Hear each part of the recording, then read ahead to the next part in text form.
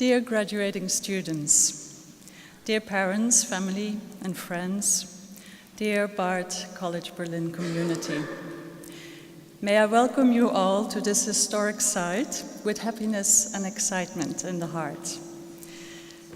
John and Margaret Bard most probably would not have guessed that one day some of their graduates would be celebrating commencement in Ballhaus Pankow.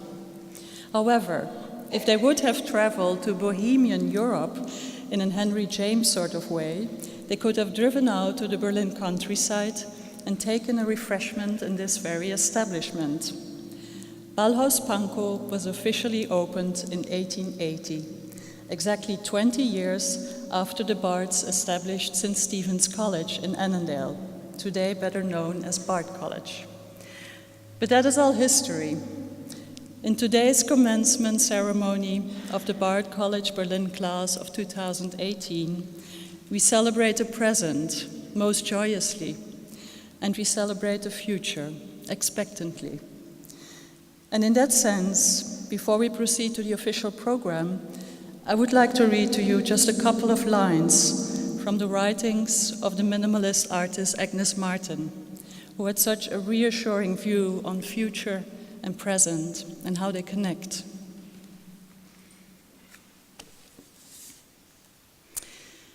A contentment with oneself, that is success.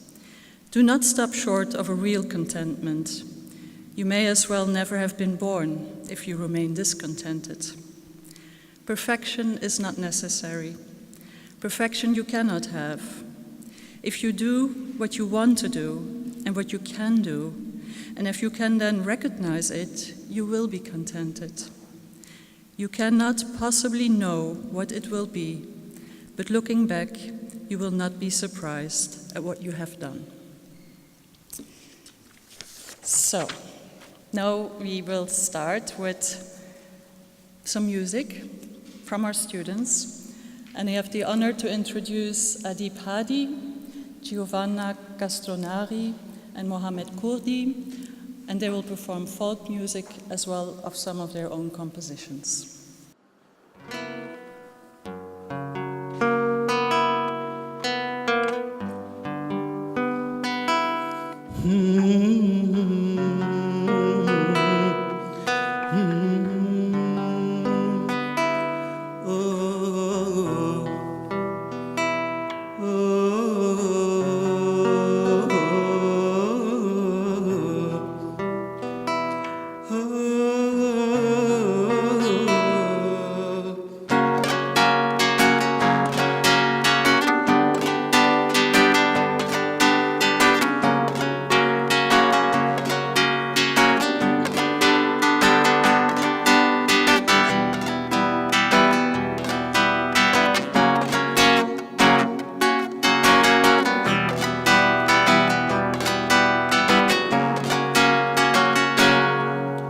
أصابك عشق أم رميت بأسهم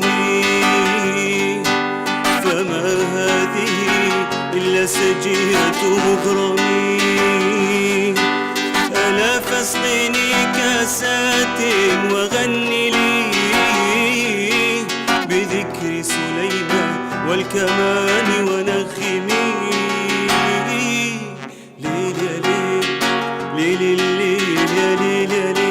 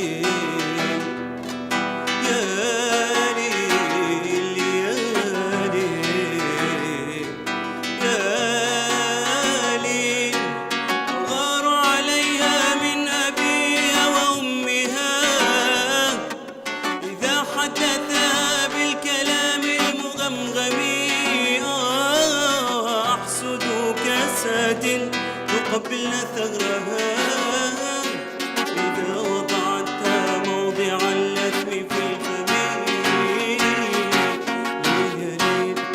ليل يا ليل يا ليل يا ليل يا ليل يا ليل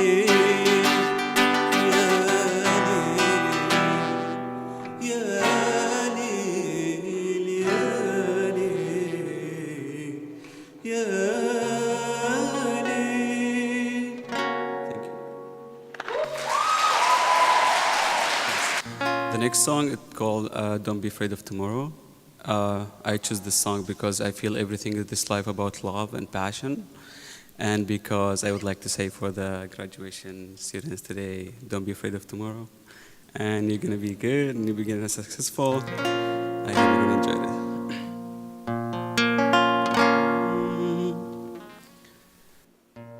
كبر السؤال ما في مجال سافر لدنيا بعيدة انتي إلي أو مش إلي بدي تكوني سعيدة ما تخافي من بكرة بحبك على فكرة فكري بحب كبير وينو الأمل عندك بقلبي أنا بيتك وبعترف ما بيكفي رح عيش لعيونك بوعودي رح بوفي ما تخافي من بكرة بحبك على فكرة فكري بحب كبير وينو الأمل عندك بقلبي أنا بيتك وبعترف ما بيكفي رح عيش لعيونك بوعودي رح بوفي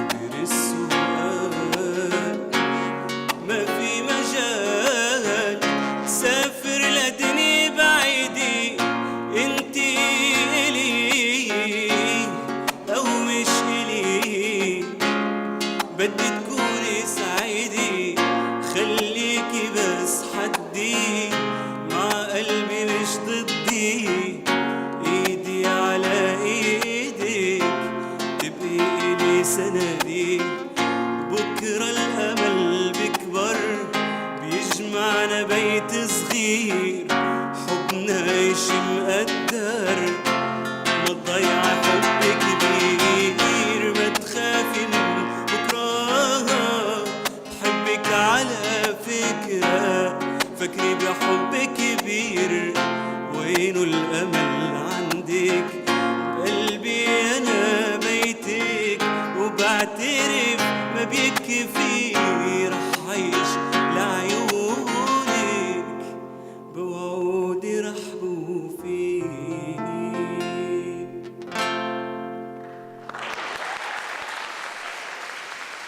This song is called Hearts, and I wrote it for someone that I really, really like.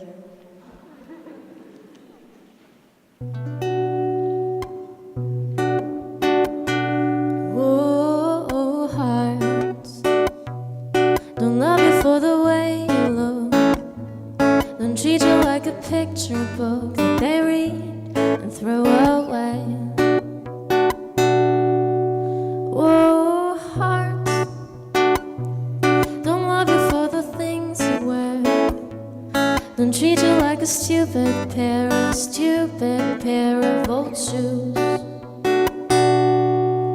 Oh, hearts, they love you for the way you are. They pour your soul into a jar to keep and love it pure. Oh, yeah, you can do what hearts do when they love. Oh, yeah, you can do what hearts do when they love. Oh, you can love someone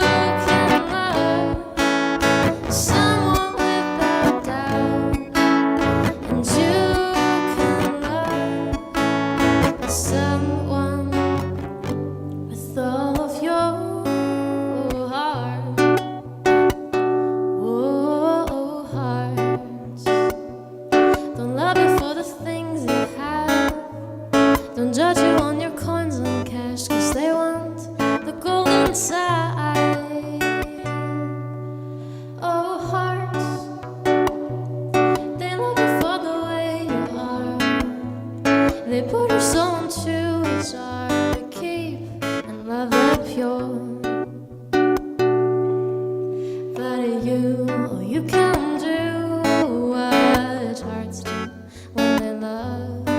Oh, you can do what hearts do when they love.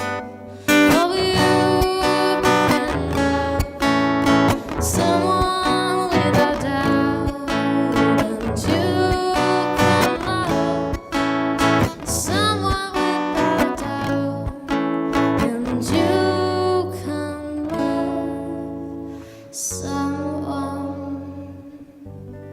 with all of your heart. Thank you.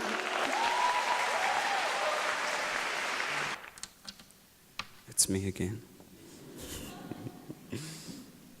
So this song called Passed By to See You.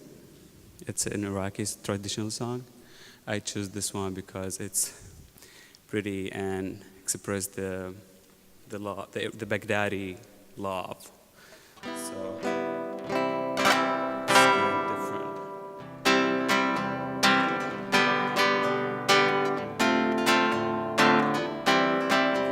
بالي شغل بالسوق مريت أشوفك بالي شغل بالسوق مريت أشوفك عطشان حضن سنين واروى على شوفك عطشان حضن سنين واروى على شوفك ورد عبر الجسر كرخي ورصافك ورد عبر الجسرين كرخي ورصافك واسأل عن المحبوب من هو اللي شافك واسأل عن المحبوب من هو اللي شافه ومالي مالي شغل بالسوق مريت أشوفك مالي شغل بالسوق مريت أشوفك عطشان حضن سنين واروى على شوفك عطشان حضن سنين واروى على شوفك.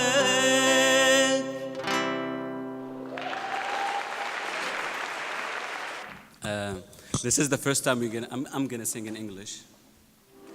Thank you, Angela, for choosing this song for us.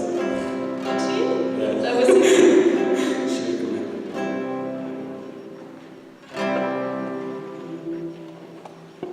A year from now will all be gone, all our friends will move away.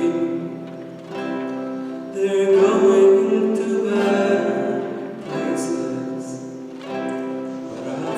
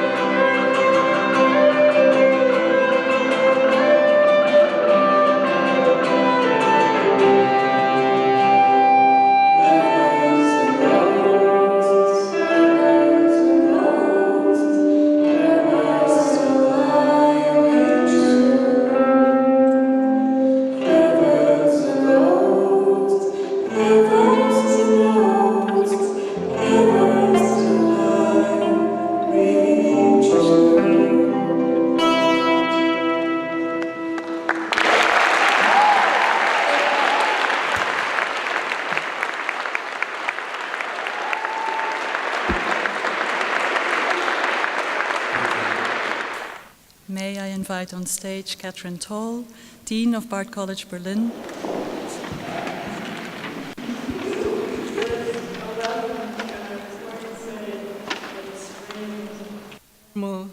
Dignified congratulations to the class of 2018, but the excitement is already where it should be, at fever pitch. So we'll be hearing more in the course of the ceremony from and about our graduates. Thank you to everyone, professors, staff, and students of Bard College Berlin, who have made this event and everything that has led up to it possible. Thanks also to the friends of the college in this city and around the world. On behalf of the professors, I'd like to thank especially the families of our graduates for all the support and encouragement that they've offered in the last 4 years and long before that. We're very glad to have you with us to celebrate this moment. It's now my great pleasure to introduce the commencement speaker this year, Josh Kuhn.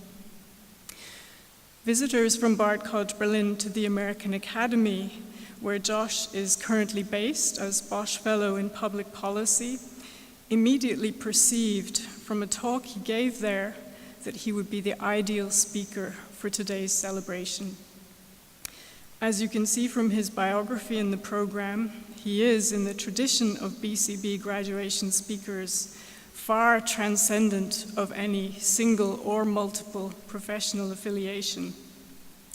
He is not only and more than a scholar, an artist, a writer, a teacher, all of which is also to say that we have absolutely no idea what may happen in speech and sound in the next 20 minutes, which is exactly why we invited him. So please join me in welcoming and thanking Josh Kuhn. I totally should have brought the circus that I had ready to come with me after that. Hope I don't let you all down. Hi, you guys. How you feeling? Not so good? You're good. Good. I'm very emotional just from the opening music already, and I don't even know any of you personally, so I can imagine the emotions out there. This is an incredible honor for me to be here with you all, but I'm not going to lie, I'm pretty nervous about it. It's really high pressure. I've never done one of these before. Not just because this is a fancy occasion, a fancy event, an important event, but also because I think of commencement speakers as like, super crazy, famous people. Oprah Winfrey just gave the commencement speech back at my campus in Los Angeles a few weeks ago, and I made the grave mistake of watching Oprah's speech before coming here today. So I'm hoping I don't accidentally slip into any Oprah-isms and say, "Happy graduation," in the middle. That'll be my last Oprah impression for the rest of the day. Commencement speakers tend to be these people who I think of as incredibly wise, who can just impart wisdom with uplifting aphorisms. I promised myself I wouldn't tell you to seize the day or anything like that. But I'm mostly nervous because of what this day actually does mean. You are ending this important time in your lives and are on the brink of a commencement, a beginning, an opening up into something new. A new identity, perhaps, a new daily schedule with no classes, a new job, that'd be good, a new city, a new country, or for those lucky enough who want to be lucky enough, a return to a home, but a home that will inevitably feel new or changed. When the first commencement ceremonies began in universities and colleges in the 1800s, commencement was chosen as a term because of this original etymological root in beginning. Commencements were the ceremonies that marked the day that students begin to be, the day that you are made as bachelors or masters or the like. Today you begin to be this new you. Today you are made anew, and you are forever changed on this day. But the day is not over yet. Commencement is still commencing. You are not there yet. This is a threshold day, a liminal day, a transition day, and you're standing at what the poet Stanley Plumley once called an abrupt edge, a term that he borrows from ornithologists. And I'm going to quote Plumley at length here about this abrupt edge, which he calls the border between two zones of vegetation. The advantage of the edge is that it allows the bird to live in two worlds at once, and the more abrupt, the more intense the advantage. From a position of height or secrecy, the bird can spy for danger or for prey. It can come and go quickly, like a thief. Here, the vegetation is more varied, the shade and cover thicker, the insect life rising, the tanager can sweep down from its treetop, the thrush can fly out from the gloom, and the redwing can sit on the fence post all day in the summer sun. It is no surprise, then, that the greatest number of species, as well as individuals, live at the edge and fly the pathways and corridors and trails at the joining of the juxtaposition. This is where the richness is, in the thick, deep, vegetable life. A man of sense, coming to a clearing, a great open space, will always wait among the trees, in the doorway, until the coast is clear. Now, you all seem to me to be people of great sense, and you have indeed come to a clearing, a great open space. And I urge you to wait among the trees. Stand in the doorway whenever you can. Take in the thickness and the richness of this deep vegetable life, of the threshold. I came to Berlin in January at my own threshold, my own commencement in a way, my own beginning to be. There's a new book to write, a new city to live in, a new language to learn. That didn't happen. A country that I confess I never thought I would spend time in. A country where my great uncle and my great aunt met in a displaced persons camp after World War II, after surviving the death camp of Auschwitz. I came to Berlin with my wife, who has lived most of her life in Tijuana, Mexico, blocks from the border wall that when we first met in the 1990s had graffiti on it that said, "If the Berlin Wall could fall, why not this one?" It's still a good question. Just 2 weeks ago, members of the Central American Caravan Migrante finished their journey north, right where that graffiti once was. Migrants gathered against the steel pillars, and one young man climbed on top of the border wall to sit on the wall long enough to get his picture taken, but thankfully not long enough to be detained. I also came to Berlin with our 6-year-old daughter, who's in the house today, who has inherited this mix of histories, this mix of traumas and displacements, this mix of walls and camps. And within her first month here in a bilingual kita, I learned that word, bilingual kita, the 2 songs that she came home singing were No Roots, I don't know if any of you guys know that song, a song about moving between homes by the daughter of a mining consultant, a Frankfurt-born, Canada, US, and Munich-raised singer named Alice Merton. And the other song was Keine Maschine by the Berlin-based singer Tim Benchko. And in the video for that song, this young white German singer escapes a mysterious factory for refuge in the German forest, singing, "I am no machine, I am a human being of flesh and blood."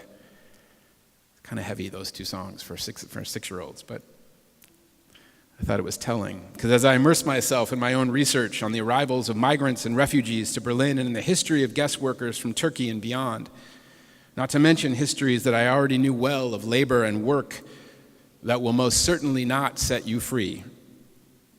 Those songs were perfect introductions to my commencement in this city that has brought you to this moment of your commencement, this threshold, this moment of making, this beginning to be. In my own work, I've praised the threshold experience as what I've called the art of the crossfade, which is a DJ's term for mixing back and forth between 2 different songs without choosing one song over the other song and finding a way to mix them together without erasing one or the other, finding the single point of connection, however microscopic, that those 2 songs share and using that single point to move between them. Slide the crossfader left and one channel opens. Slide it right and the other opens. For the DJ, the edges of songs, the transitions between them is where the mix begins. It's where the very art of DJing and the history of hip-hop, the very art of musical production lives, in the cuts and in the fades, in the thresholds, in the commencements. And I believe deeply in the power of thresholds and the rewards of the doorway, its possible refuge, its promised sanctuary, its utopia of what lies on the other side.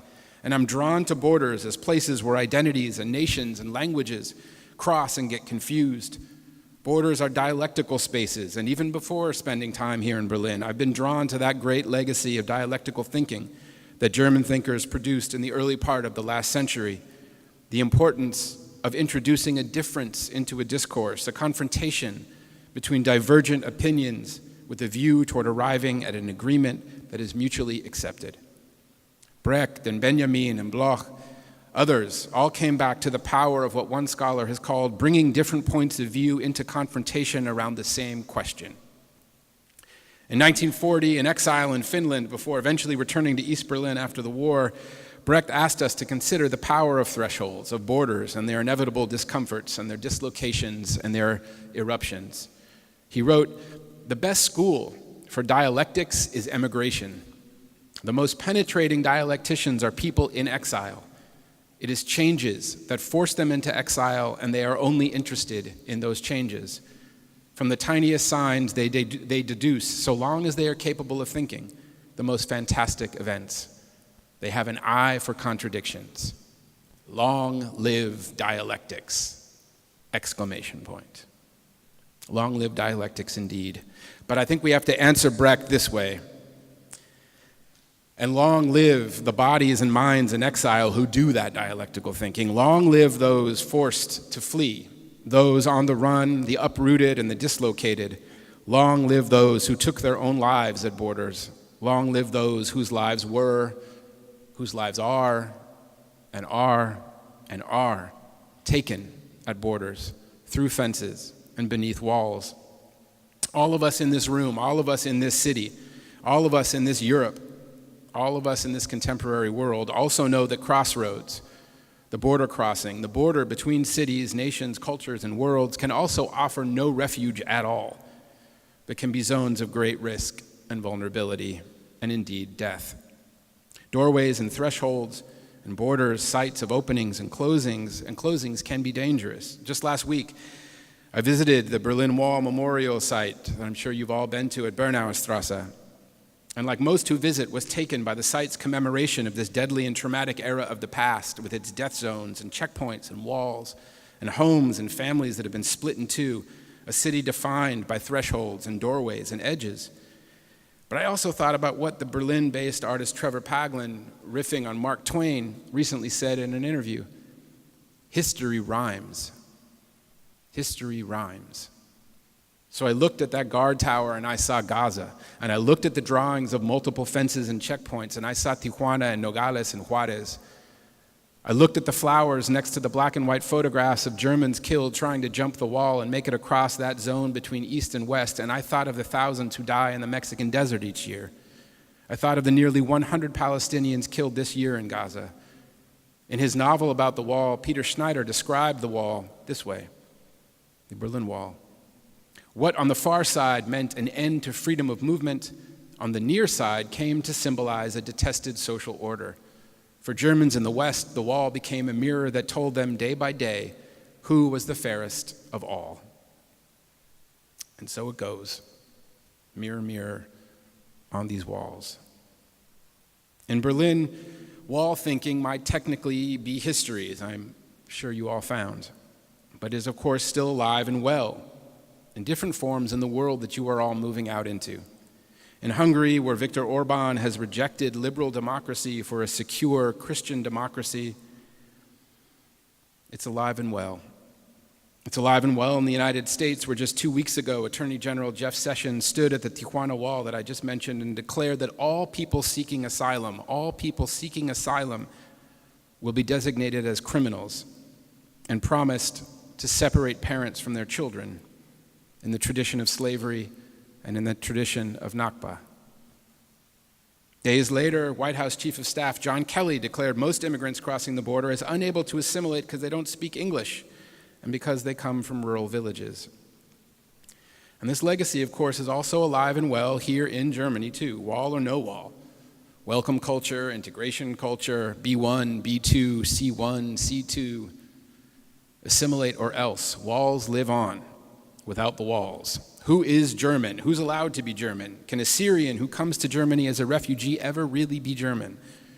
What if you are in line in a bakery ordering bread in broken German?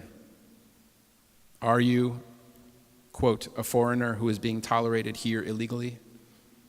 There is welcome culture, and it has been mighty and it has been amazing. But as we have all seen, welcome mats soon can be stepped on, trampled, revoked, or torn up, or set on fire if the hosts decide they don't want broken German or don't want foreigners interested in crossing that doorway on their own terms.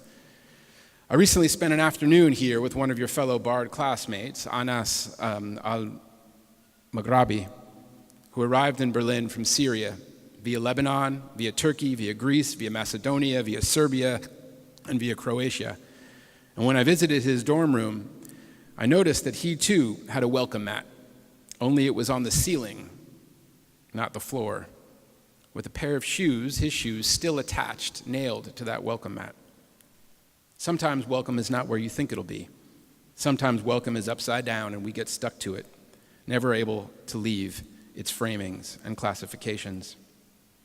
I was struck when I arrived here to see that the refugees' welcome stickers that I'm sure you've all seen all over Berlin and much of Europe included an image that I know well from my home in Southern California, the silhouetted family of a father, mother, and pigtailed daughter running in mid-flight across borders. I'm sure you guys have seen it.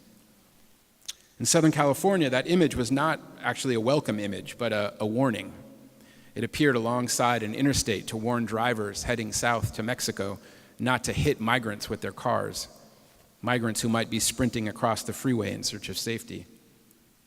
The image was originally designed by a Native American Navajo artist who was inspired by the 1864 deportation and ethnic cleansing of the Navajo people by the government of the United States. History rhymes, and so it goes. Mirror, mirror on the wall. To prepare for today and thinking what to say, I went back to one of my favorite characters from literature, Frankie Adams, the young girl who is the protagonist of Carson McCullers' 1946 novel, The Member of the Wedding, a novel that I cherish, and I hope that if you haven't read it, that you do. Frankie feels unjoined, she says. She's an I person, wondering what it means to belong to a we, wondering what it means to be a member of the world when the world, she says, is not a round globe anymore that makes sense, but a world that is loose and wild and cracked. All these people, Frankie says, and you don't know what joins them up. There's bound to be some sort of reason and connection, yet I somehow can't seem to name it. I really like the way Frankie thinks.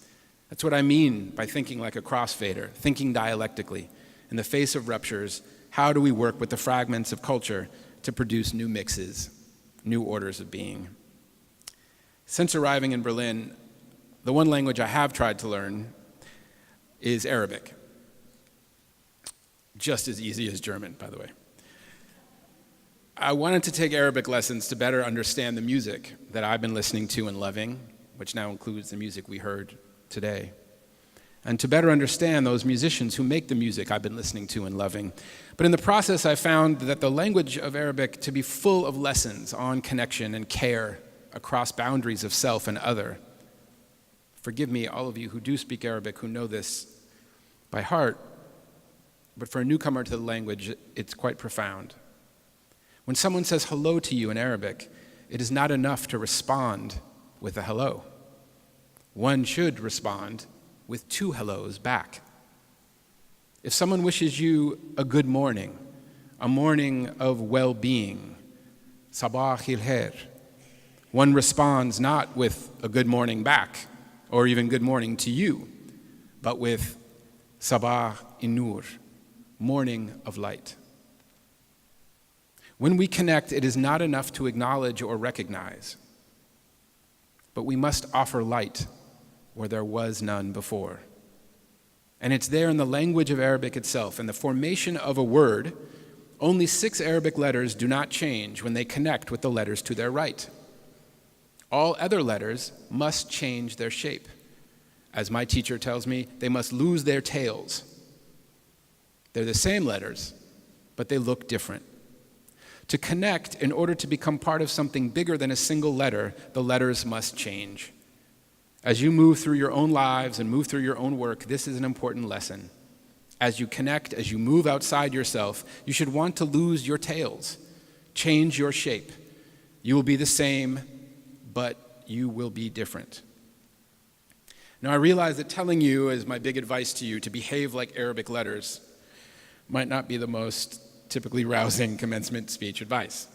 So to end, let me try a different path. They're kind of like the be an Arabic letter. Let's have both. I'll try one more in the spirit of connection. As you leave here today, think like DJs. Any DJs in the house? Anyone ever DJ'd a party? Now's your chance. In the back.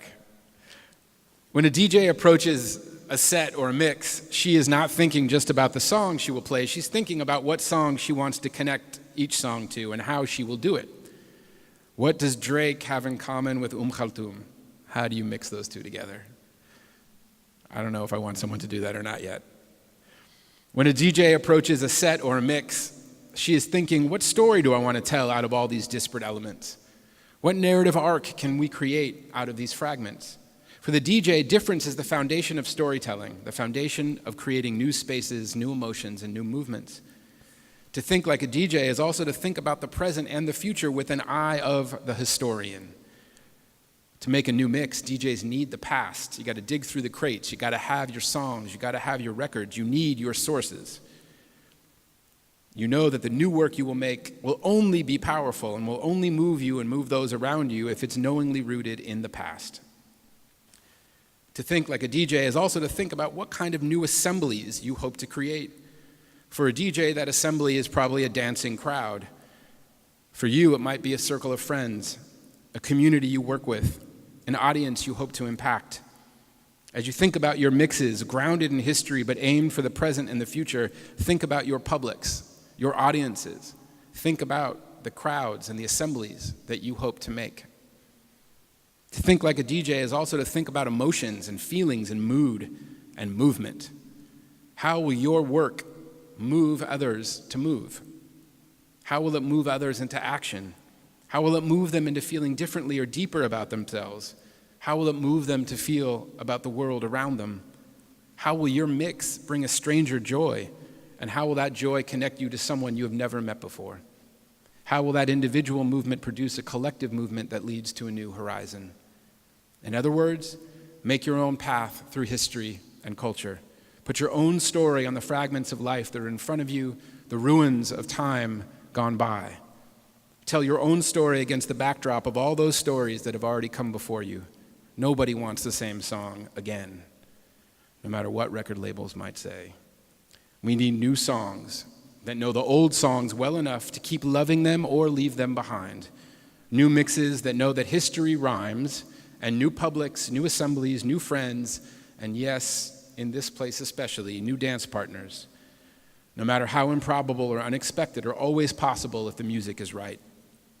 I realize that this advice is probably pretty obvious to this group of young people, as I know you all know, who are from Denmark and Serbia and Spain, Germany, the US, Georgia, Egypt, Norway, the Czech Republic, and Palestine, who have all been living alongside one another, thinking alongside one another about everything from Ralph Waldo Emerson to musical dialectics, from climate change to historical monuments and memory, from alternative Arab feminisms to Botticelli, Ovid, and NATO. You yourselves are a mixtape already in motion. So put the needle on the record, cue up that next voice, the next beat, the next track of your lives, and may it speak truth to power. May it possess what Antonio Gramsci once called optimism of the will and pessimism of the intellect. May it love your neighbor. May it welcome a stranger, but on the stranger's terms, not yours. May it look out at a cracked and broken world, a precarious and often monstrous and heartless and cruel world, and seek to heal it. Be healers, you guys. Be connectors. make the music of your lives. Congratulations. And now for the student address, I ask Andrea Riba and Lisa Vogel to come on stage, please. Hi. We made it. So when the two of us figured out that we were first figured out that we were gonna give this speech, we kind of started to think about how we'd go about it, and my personal first instinct was to make a list, because I love doing that, of things that come to mind when I think about the past 4 years. And so kind of in the spirit of empirical research, I started asking some people from my class and from the faculty what they remembered, their anecdotes and memories from the past 4 years. And then the two of us sat down together, and I guess we managed to use this material to kind of make a point about what exactly happened between then and now, the first year and today. And personally, a lot of what I remembered and a lot of what other people remembered were the things that happened in our first year, especially in the language and thinking program, which was kind of the first 4 week, the first period in August, when we kind of had the campus pretty much to ourselves without any of the other students there yet. And we were just kind of sharing fun facts and home countries and making brief attempts to teach each other slang words in our respective native tongues. And we were just generally trying to figure ourselves out, and we were pretty confused. I think I speak for everyone when I say that. And as if all of those circumstances weren't confusing enough, we had to deal with some unforeseen incidents that we weren't really anticipating. But we rose from the ashes of the fire that unfortunately broke out in one of the dorms during our first week. Sorry, Catherine. And we learned not to take ourselves too seriously, especially with some fun performances that we staged with our respective language and thinking groups. One especially comes to mind that involved a dance performance to Beyoncé's Single Ladies, which is a song that still reminds me of first being here with everyone. And as we were contemplating Kafka's Metamorphosis, obscure poems about vessels that no one really got, and cinematic masterpieces like Blade Runner and Being John Malkovich, we found each other to be companions in our collective confusion and curiosity. And although we eventually left our common rooms, got on the M1 tram, and ventured out into the city, this feeling that we were in this together persisted throughout and in fact continued to grow as we started classes. And a lot of things from our seminars turned out to be the most formative experiences that really stayed with us, or with me at least. And I remember how we laughed when a serious class discussion about Plato's Republic was interrupted by one of Professor Michael's one-liners. We smiled when the campus cat came to visit our 9 a.m. seminars and, to the discontent of our professors, distracted us from studying Adjektiv Deklinationen or Renaissance paintings. We stumbled over ancient Greek terminologies that popped up in our readings, only to navigate them with ease once we encountered them a second, third, and fourth time. We were amazed when we realized that about halfway through the semester, our classes had started to blend into one another and the connections between them emerged. And as we proceeded through the core curriculum, we realized that with every seminar and every lecture, our preconceived ideas were being torn down and rebuilt, which incidentally also happened to the Rewe supermarket near campus that got torn down and rebuilt during our second year. And that was a reliable source of nourishment for our intellectual growth, with endless supplies of caffeine and candy. But most importantly, we asked a lot of questions during these 4 years, ranging from the smaller ones, like how many bottles of Club Mate is it safe to drink during an average completion weekday, to the more profound ones, like what is justice? And to be quite honest, I can't say with certainty that I know an answer to either of these questions at this point. But either way, we learned that any question, no matter how big, could mark the beginning of a worthwhile inquiry. And I have to say, one of the things that made it really difficult to write this speech and kind of come up with a coherent narrative for our class was the fact that the constellation of people was constantly changing, which is something that I feel is also a really important aspect that defines our group. Some of us, like myself, came here 4 years ago knowing that they were going to stay pretty much from the get-go. Some of us only joined later on. Some of us thought they were only here for a semester and are somehow sitting here now after 4 years, about to graduate. Hi, Nathan. And a substantial amount of us at some point left for a semester or a year before returning home to Pankow. So fast forward to our 4th and final year at Bard College Berlin, and this year our class was reunited as many people had returned from completing their 3rd-year semester abroad, coming back from all over the world, Paris, Hong Kong, Annandale, and more. This year was also mainly dedicated to writing our thesis projects, and these projects enabled us to gain insight into the minds of our fellow classmates. The topics that everyone chose were not only a reflection of everyone's individual interests that had evolved over the last 4 years, but were also a reflection of the variety of personalities that we have in our class. Andy's topic reflects his constant existential questioning of the world and the human experience since first year. Nina's topic reflects her interest in medieval myths and fun bodily functions, and she was still reading about this even after the thesis was due. Lisa wrote her thesis on author Lydia Davis and her short stories that seem to embody Lisa's observant nature and obvious love for literature. Lavia combined her passion for both painting and jazz in order to explore the relationship between the two. Sopo's topic is indicative of her love for experimental and trippy performance art, and Hannah Khalif had enlightened us on how to dismantle a Eurocentric-based feminism, showing us many Egyptian feminist authors that many of us had never heard of or read. And these are just a few examples of the variety of eccentric and inquisitive personalities that make up our class. And the only reason why it's possible to make these associations is because our class is such a personable size, which is something to really appreciate about Bard College Berlin. And because of this intimacy, we not only learned from our professors and their lectures and seminars, but from each other.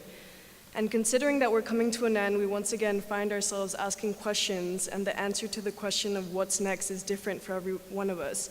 But luckily, thanks to the past 4 years, and thanks to our professors who led us out of Plato's cave and showed us how to go even further by ourselves, we're now equipped with the tools to start figuring out the answers. And we're out. Thank you.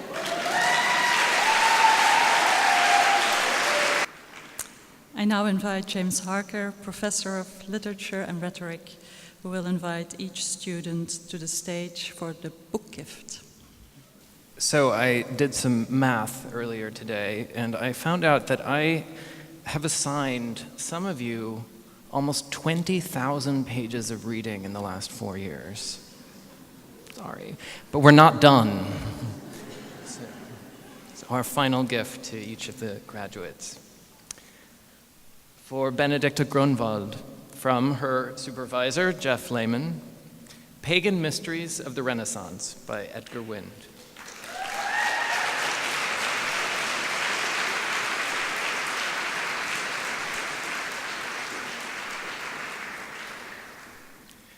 For Irina Buncic, from her supervisor, Elena Stavrevska, Imagining the Balkans by Maria Todorova.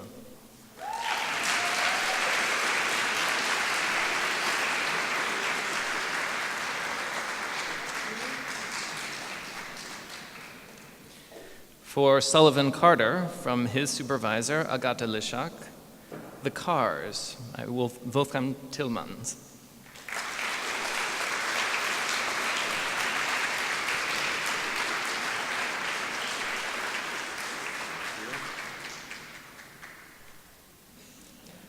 For Lily Cummings, from her supervisor, me, All About Love, bell hooks.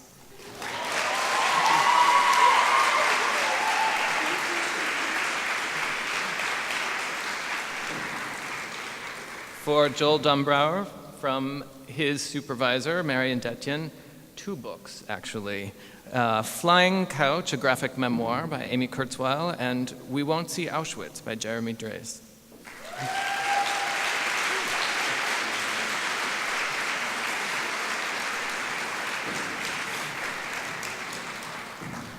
For Raul Fernandez-Gil, from his supervisor, Jan Volker, The Adventure of French Philosophy, Alain Badiou and Bruno Bostils.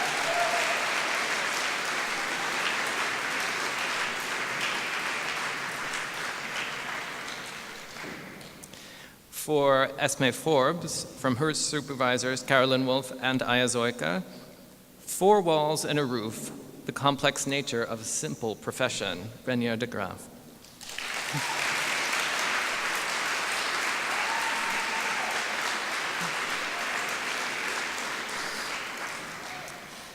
For Nathan French, from his supervisor, Catherine Toal, Je me voyage, Memoir, Julia Kristeva.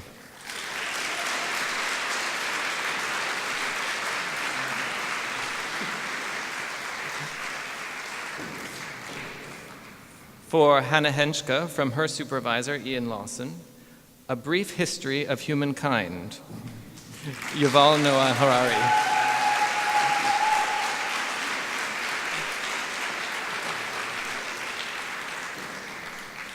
For Sofiko Kashakashvili, from her supervisor, Jeff Lehman, Bachelors, Rosalind Krauss.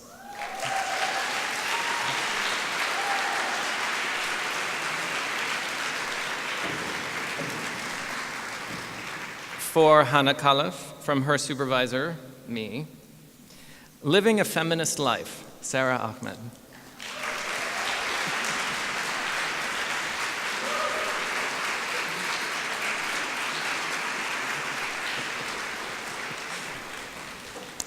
For Lena Kuk, from her supervisor, Jeff Lehman, Russian Cosmism, Boris Groys.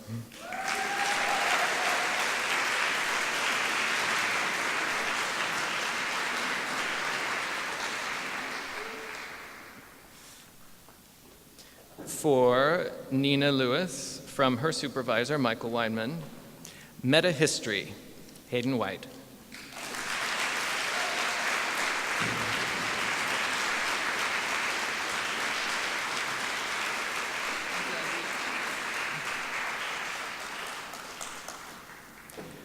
For Yancy Lin, from her supervisor, Jeff Lehman, Modern Art, Meyer Shapiro.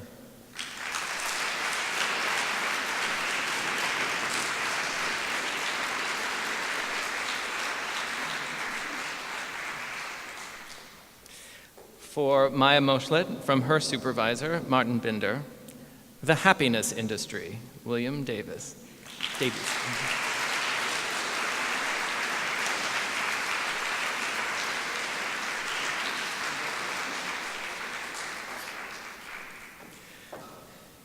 For Andrea Riba, from her supervisor, Laura Scuriati, Treasure Palaces, Great Writers Visit Great Museums, Maggie Ferguson.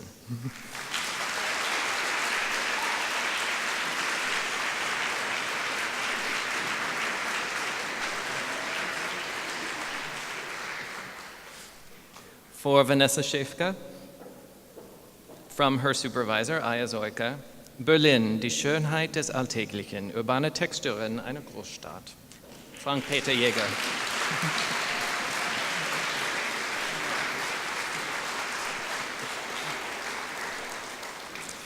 For Donovan Stewart, from his supervisor, Tracy Colony, The End of the World, and Other Teachable Moments, Jacques Derrida's Final Seminar by Michael Nass.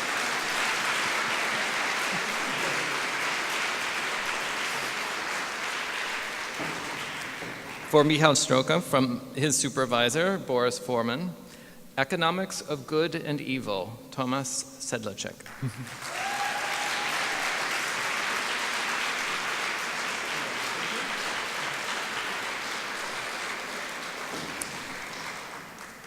For Flavia Tienes, from her supervisor, Boris Foreman, neben uns die Sintflut, Stefan Lesnick.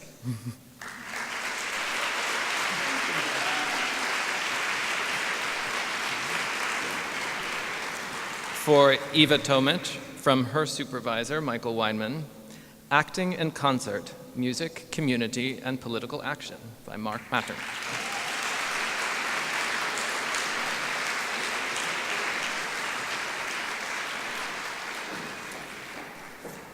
For Dina Tubasi, from her supervisor, Israel Weichman, Grand Pursuit, The Story of Economic Genius by Sylvia Nassar.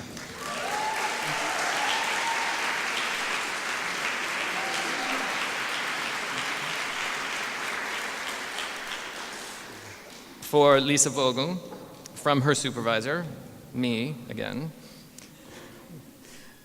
A Woman Looking at Men, Looking at Women, Siri Hustvedt.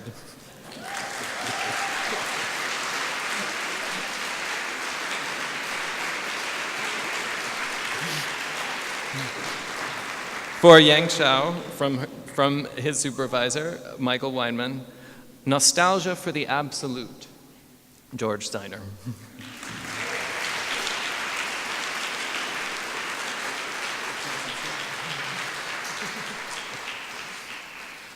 For Xinwei Zhang, from her supervisor, Tracy Colony, Happy Lives and the Highest Good, an essay on Aristotle's Nicomachean Ethics, Gabrielle Richardson Lear.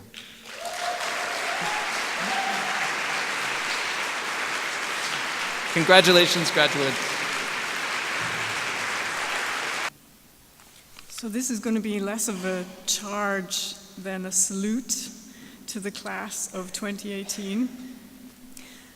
We're very accustomed at Bard College Berlin to considerable levels of cosmopolitan distinction. So the places represented by this group don't occasion us any astonishment. One of our graduates unites those two uncannily similar countries, Brazil and Germany. Another has ties to Miami and Leipzig. Much more important is the self-determined and complex path that has brought our graduates to this moment. Several first arrived here under the auspices of Bard Annandale's, as it turns out, rather short-sightedly named Begin in Berlin program. All made the unusual choice to pursue an American liberal arts education in a country not their own, and or a language not their first. All are now speakers of German, if they weren't before. Some have become speakers of Russian and scholars of Russian film and cultural history, or speakers of French and readers of French literature and theory. One learned Dutch in dedication to Renaissance art.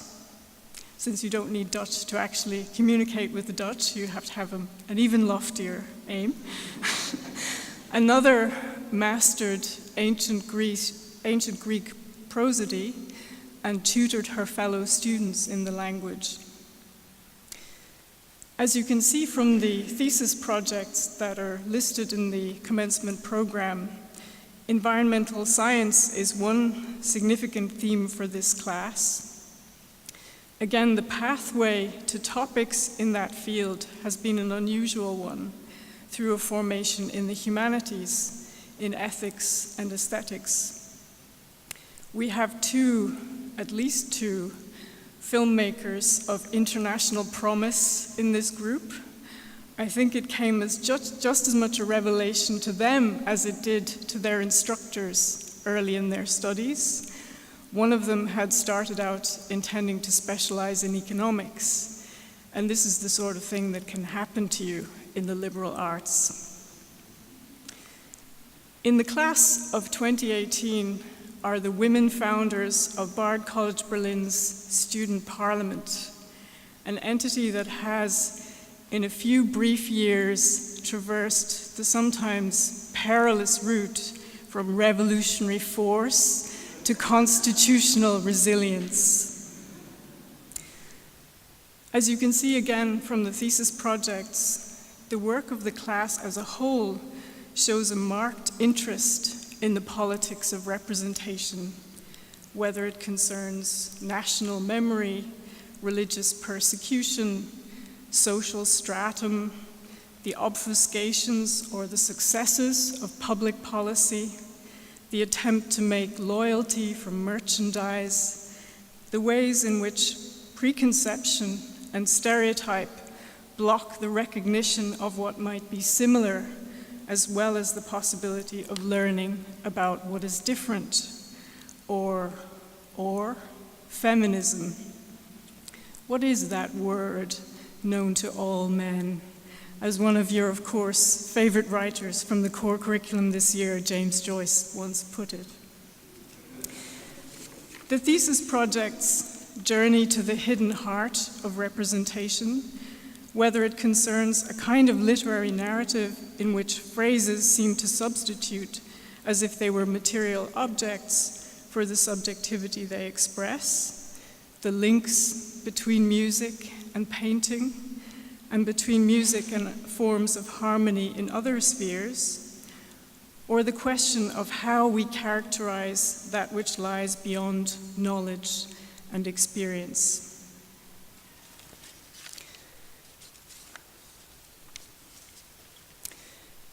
The class of 2018 leave Bard College Berlin for some exciting prospects. A PhD at the Committee on Social Thought at the University of Chicago, an MA in Human Rights and Humanitarian Action at Sciences Po in Paris, an MA in Globalization, Environment and Social Change at the University of Stockholm, an MA in Philosophy at the Katholische Universität in Leuven, and this is breaking news, an MFA at the Hochschule für Bildende Kunst in Braunschweig, an MAs in International Relations, Francophone Studies, European Literature, Global History, Sustainable Natural Resources, Film Production, Art Management, World Heritage Studies. In congratulating them on their achievements, we hope that they always conserve the spirit of daring and experiment that has guided them so far. So in celebration of that spirit and of the imminent moment, the awarding of the diplomas, please join me in applauding our graduates. Thank you. May I invite Susan Gillespie, Vice President and the Founding Director of the Institute for International Liberal Education at Bard College, and Carrie Bystrom, Associate Dean of Bard College Berlin, for the handing over of the diplomas. Benedikt Mariana Bayer-Grunwald.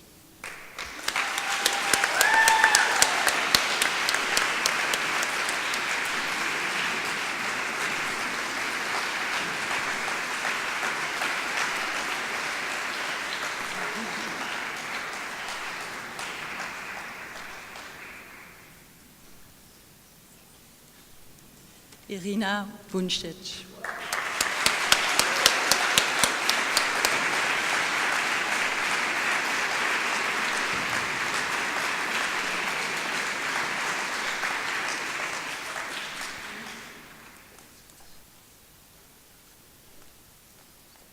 Sullivan Servant Carter.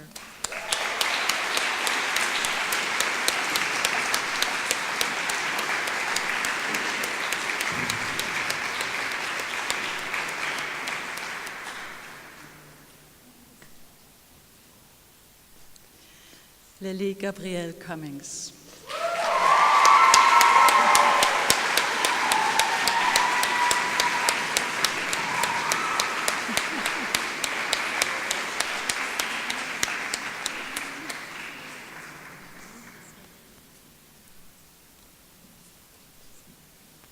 Joel Dombrauer.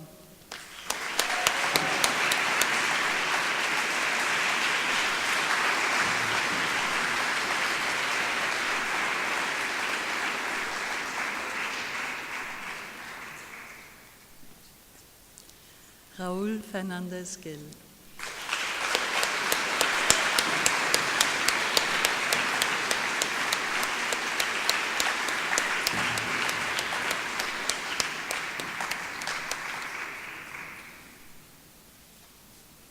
Esme Forbes.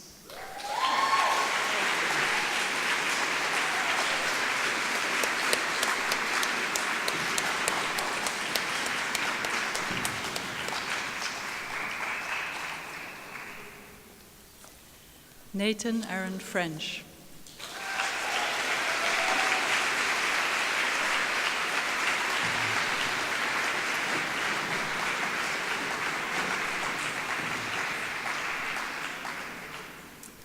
Hanna Christine Antoinette Henschke.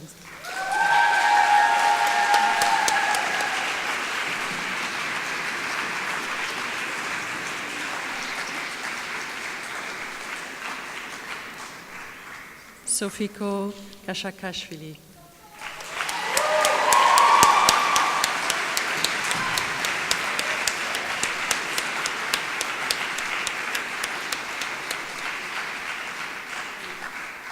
Hanna Kalaf.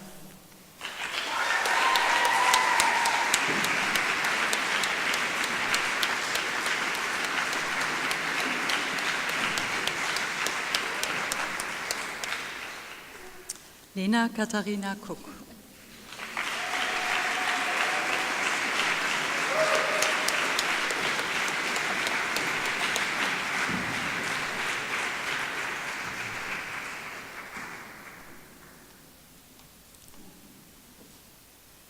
Nina Rose Lewis.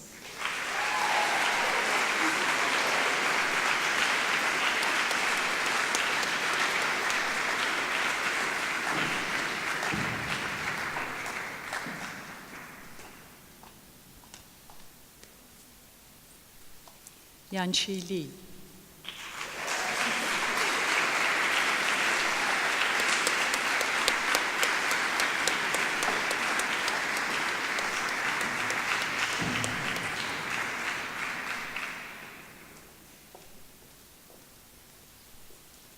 Maya Moschlet.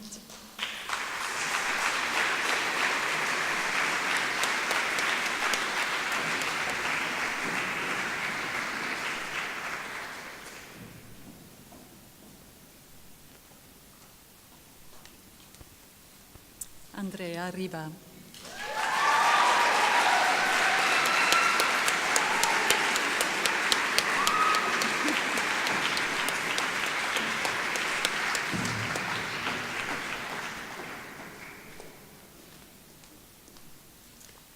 Vanessa Antonia Schäfke.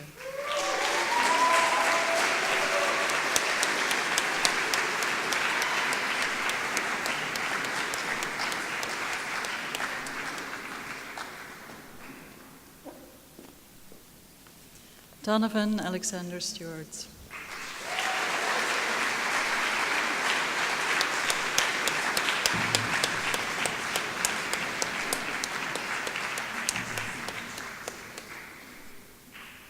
Michal Stroka.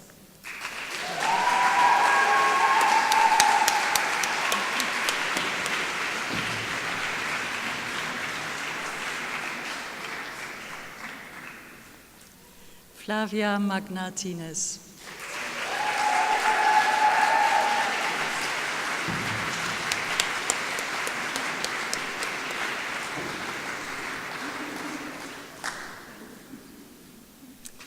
Eva Tomic.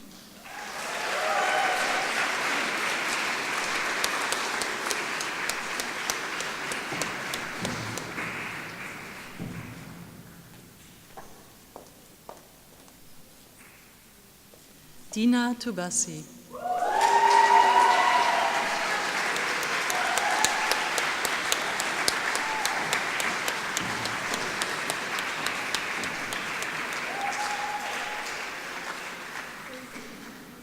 Lisa Mareike Vogel.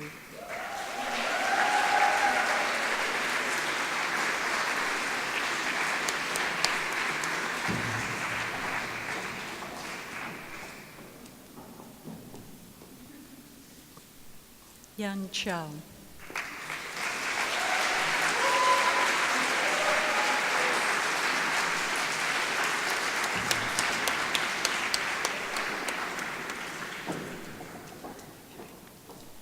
Chin-Chu Chang.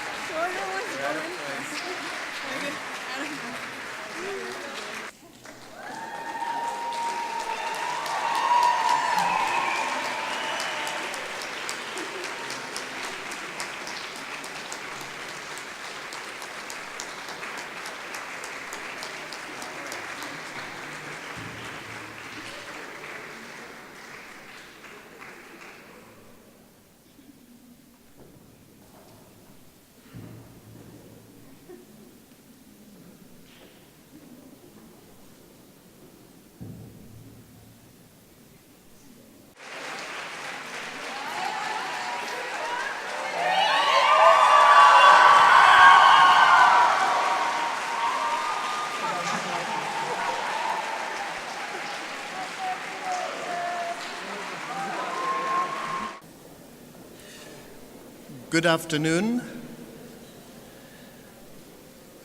Dear class of 2018, dear guests, dear students and colleagues, I'm not on the program, don't worry.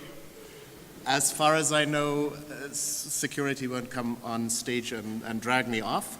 I'm Florian Becker, a teacher and managing director here at Bard College Berlin. Today obviously belongs to our graduates, and yet today is also the only fitting occasion for me to thank one person who is not graduating, but without whom we most probably would not be here celebrating this, I believe, 7th commencement at Bard College Berlin. And this person is Susan Gillespie, who's sitting here in the first row. Some of you may not know Susan that well. She will be retiring this summer after roughly 4 decades, I believe, of service to Bard.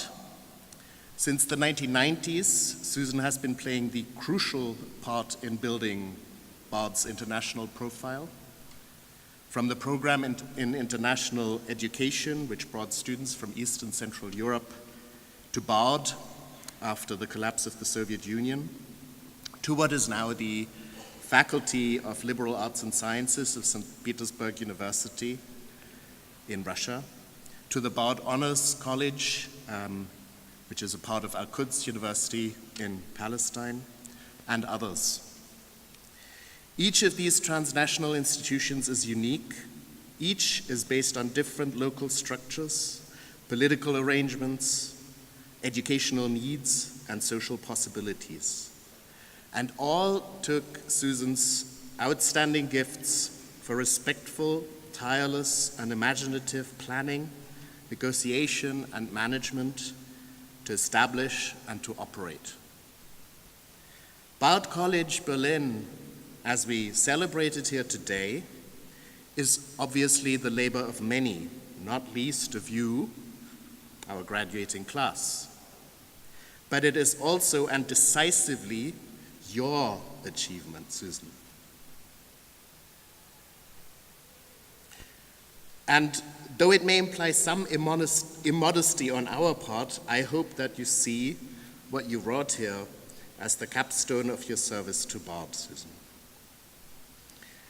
I think that we were simply lucky that Susan was around in Annandale when the opportunity presented itself in 2011 to take responsibility in Berlin and to build a sustainable international university on the wonderful but precarious basis that was the European College of Liberal Arts.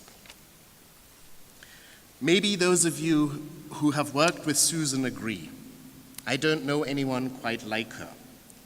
Susan sometimes introduces herself as an administrator, but she is a builder, she's a creator. At the risk of presumptuousness, let me say, Susan is exacting and to the point. She's generous and insightful about others. She is fearless and embraces change, but she's very much aware that livelihoods and biographies are at stake in much of what we do. There is tremendous idealism in her commitment to the possibilities of literature, art, and the kind of dialogic, critical education we strive to provide. And yet her enthusiasm is most definitely never what 18th century philosophers would have called Schwärmerei. To the contrary, Susan's ability to push the boundaries of the given and to convince people in conservative institutions, and all institutions are conservative, is grounded in a keen assessment of reality and a preternatural feel for what is actually possible. I've never been able to figure out what Robert Musil meant by his famous term, Möglichkeitssinn, but I do know that Susan has it. Susan, I will not try to enumerate the many concrete administrative structures, curricular programs, personnel arrangements, grant-seeking programs and so on that you have led us in building up here in Berlin. I have not even mentioned that you were already hoping to retire last year, but agreed, at very significant personal expense, to give us one more year of your work and experience. I have not mentioned that it was funds raised in your honor in the US that allowed us, again at your initiative, to employ a faculty fellow this semester to provide much needed support for the PIAC program. And I have not announced, although I'm doing so now, that you personally donated at least $56,000 to Bard College Berlin. We are sorry to see you retire, but we don't say goodbye. We are very happy indeed that we will continue to have access to your advice and experience, and I hope active help when you join the Board of Governors in July. Dear Susan, you will always retain a key, or I should say a key chip, to Bard College Berlin. Please come back. Please join me very briefly on stage here, because as always, you will have the last word. And on behalf of the college and of me personally, thank you.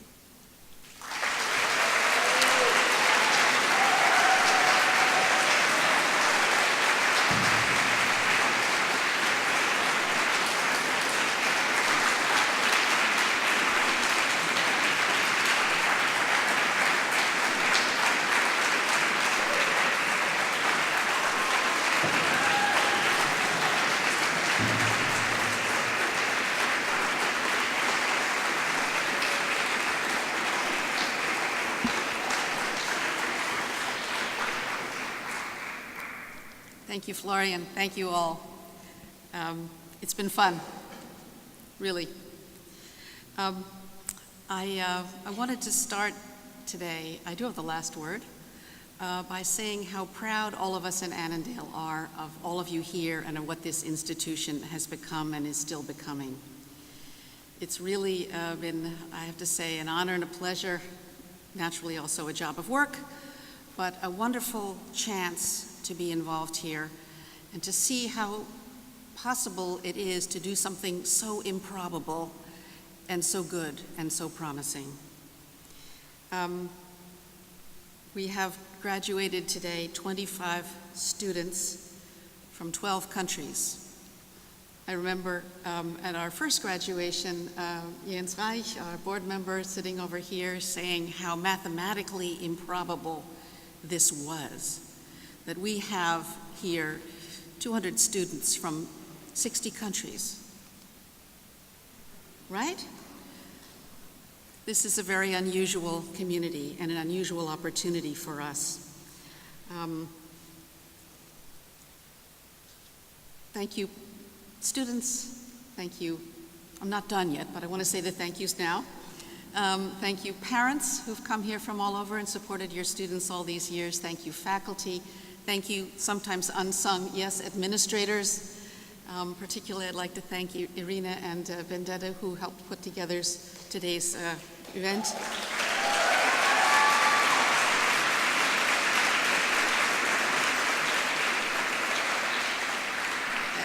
And who are also working with our alumni, some of whom I believe are here today and who represent the beginning of the promise that is embodied in, yeah, there you are, embodied in this amazing student body.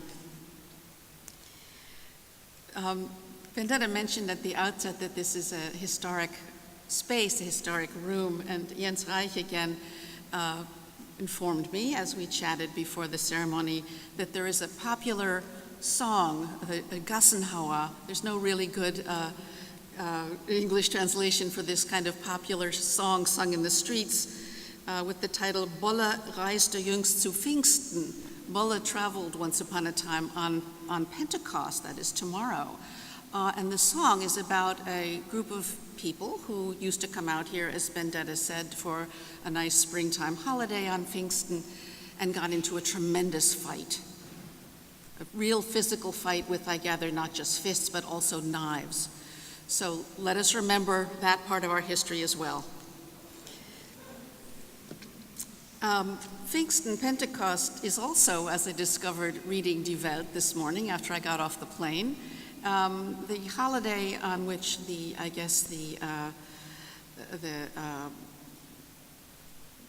followers of Jesus discovered that they could speak in tongues and is therefore the holiday and celebration of translators and interpreters. How appropriate.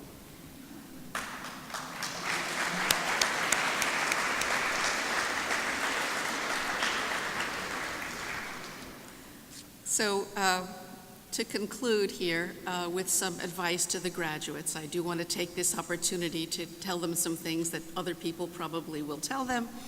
But since this might be my last moment on this stage, I want to pass on to you a message which I think is very appropriate for the liberal arts and which comes from a friend of mine. I want you to know this in advance, who is a Trump voter, okay? I have a friend who voted for Trump, at least one.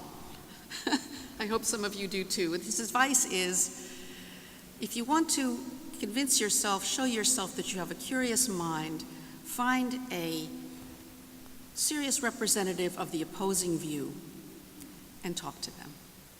I trust that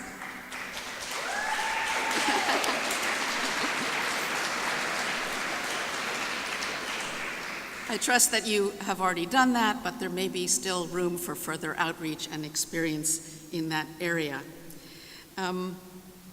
We had a song earlier that said, "Don't be afraid of tomorrow." That's a wonderful message for this time. A tomorrow that looks fragile and that may well bring violence as well as change, certainly a lot of change. I believe this group is as prepared for that change as anyone can be. And we have to do our best to support you and your generation as you contend with the various kinds of crises and issues that are not only with us now, but that are coming. But in that context, if anyone can do it, I think you can, your generation, and in particular this group of young people with such a broad set of connections and knowledge and ability to listen to each other, coming from such diverse experiences and places in the world. I think we should all be proud of Bard College Berlin as an absolutely unique place for this kind of experience, which we are very consciously promoting. So, a couple of things. Stand up for what you believe, make art, be joyful, hold on to your friends, be surprised, and don't be afraid to be proven wrong. Thank you and congratulations.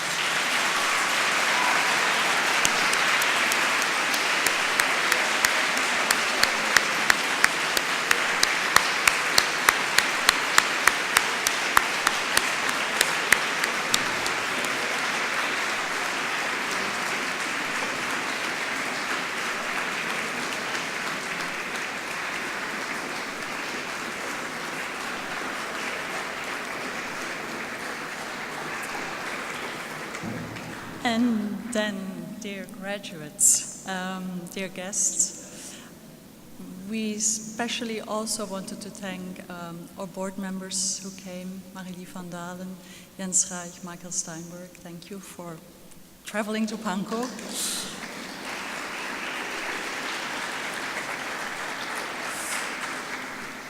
So this is the end of this part of the ceremony, and I now have the pleasure to invite you to a reception in the Wintergarten and probably outside. Thank you for being here.